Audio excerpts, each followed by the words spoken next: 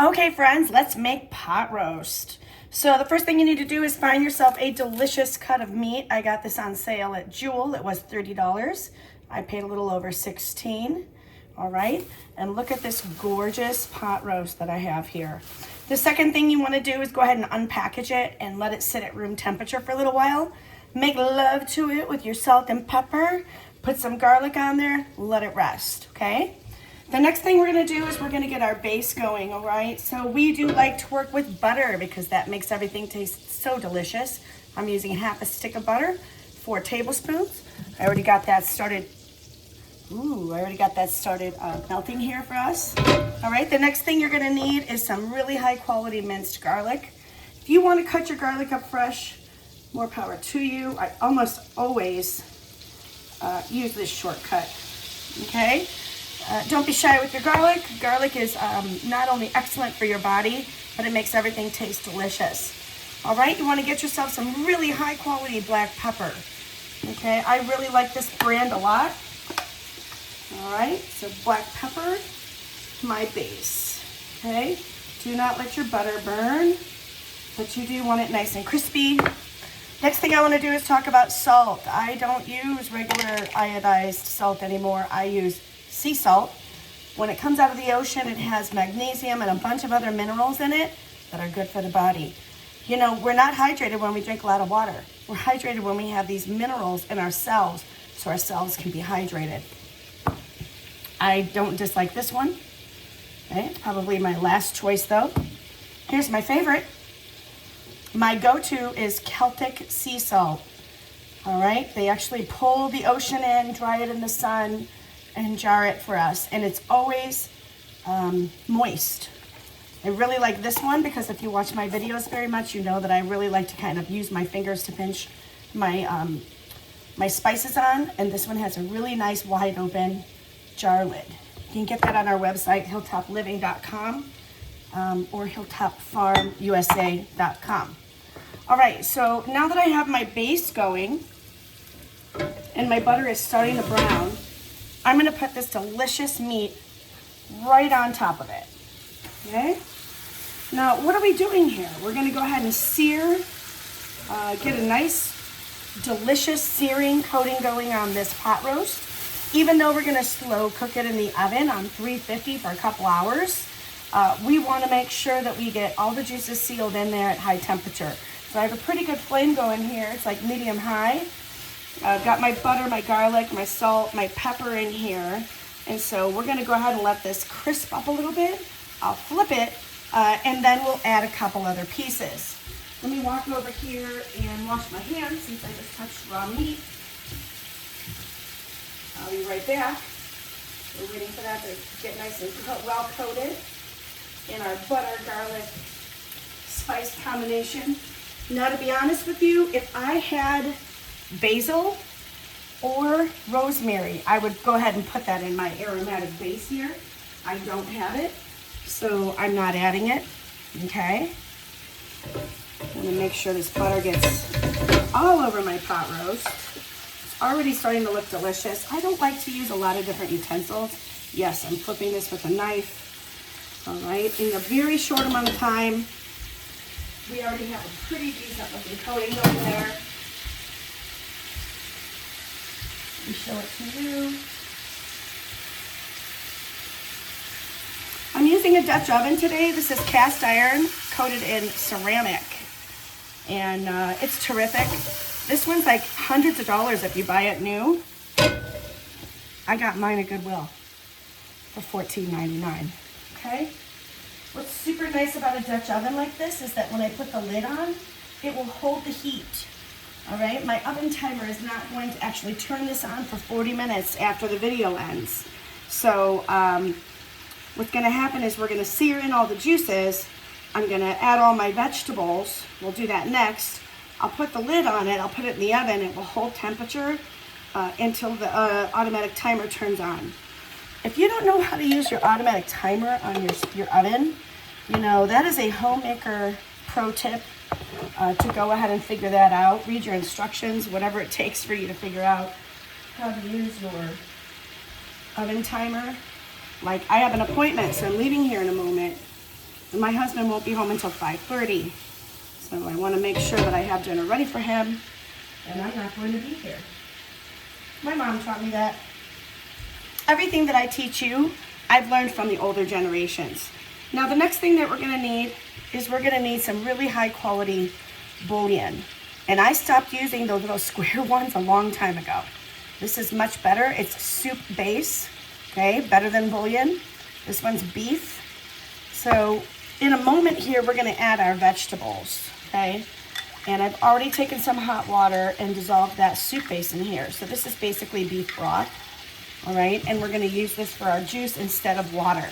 That's gonna make everything taste better. It is very common for me, oh dear, I forgot a step. I get so nervous when I'm teaching you. I forgot to put my onions in here. Those should have went in first before the beef. Ruh-roh. Let's put them in there now. Ruh-roh.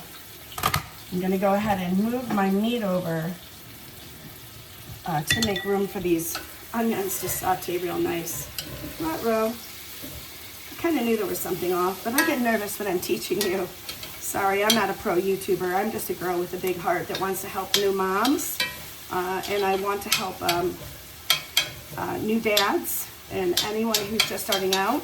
And I want to be a reliable source of wholesome information for you. Okay. So now I pushed my meat over. I'm cooking my onions there on the side. In your kitchen, you should have one of these little spoon holders. You keep things with raw ingredients on them off your counter. That's just a hygiene tip. Okay? So oftentimes inside of my pot roast, I would put potatoes, carrots, celery, and today I do have onions and celery in here. Anytime you work with celery, it's a good idea to go ahead and put that in with your onions, with the butter, and get them sauteing ahead of time. Today, I don't have carrots, I just have potatoes, but this is a great recipe for using all your leftover vegetables in your kitchen refrigerator.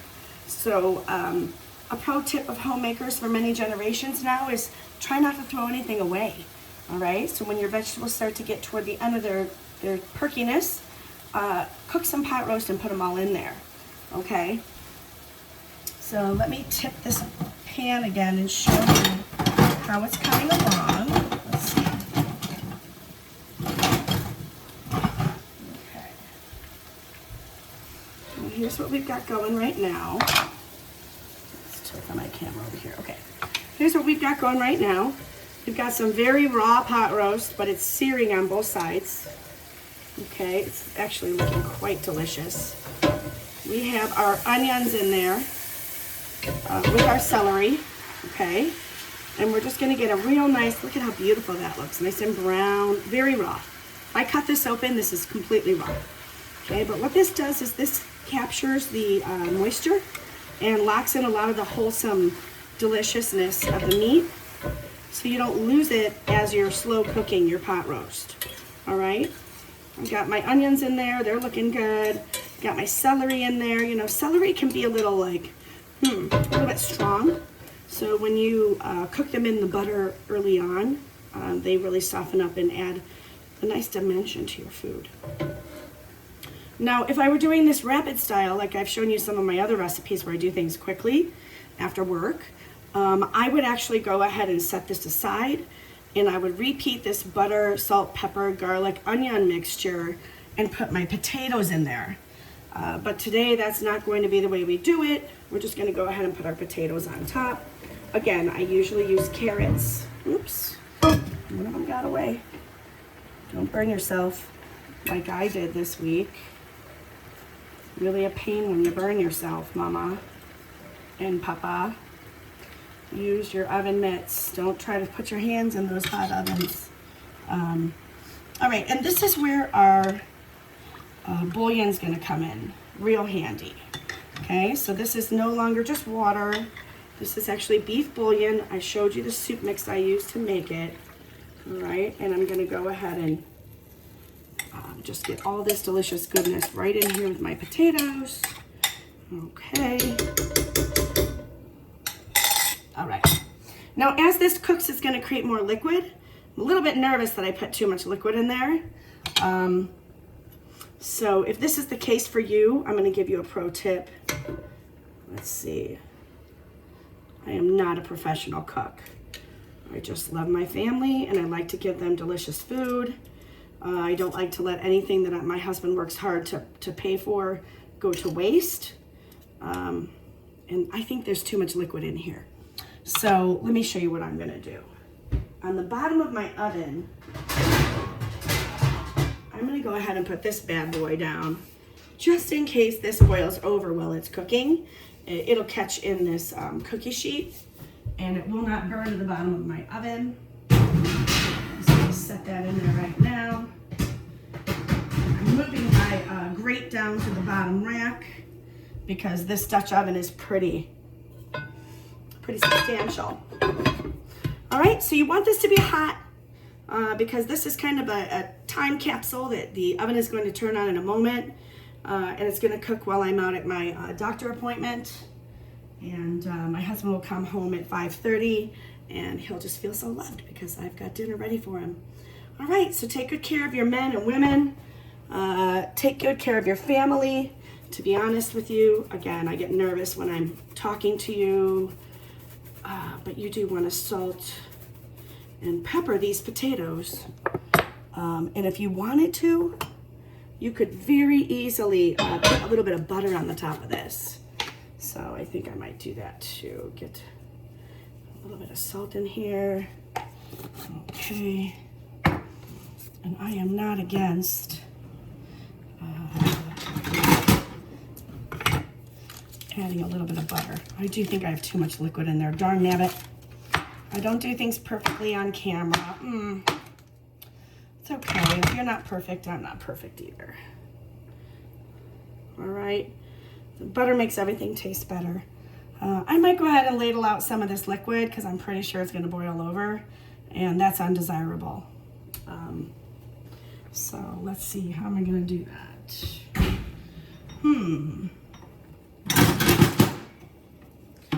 I guess I'll just do it like I said I was going to do, and I'm just going to ladle it over there. I hate to do it. It's delicious looking beef broth already. But I do think it's just too much. While I'm cooking, the fat from the meat is going to release juice. The potatoes and other things are going to create more moisture. So I'm a little bit more comfortable with that. I had to take a little bit out, okay? You can call me the impromptu cook. All right, here's where it's going. We're going to go ahead and put it into the oven. On the lowest rack, this oven is not preheated, but the timer is set. It's going to go on at 230 here in about 35 minutes. It's going to cook at 350 until 5:30. Figure out how to cook with your timer in your oven if you're a homemaker like I am. Okay, it's really a pro tip. All the older, wiser ladies do it. They all know how to make their oven timers work. Turn off my flame. This is very heavy. If you have a Dutch oven, you know they're very heavy. Okay. Are you a praying person? I actually prayed for that Dutch oven and God gave me one. Couldn't afford the hundreds of dollars to get a new one. Bought that one used at Goodwill. All right, friends, enjoy your pot roast.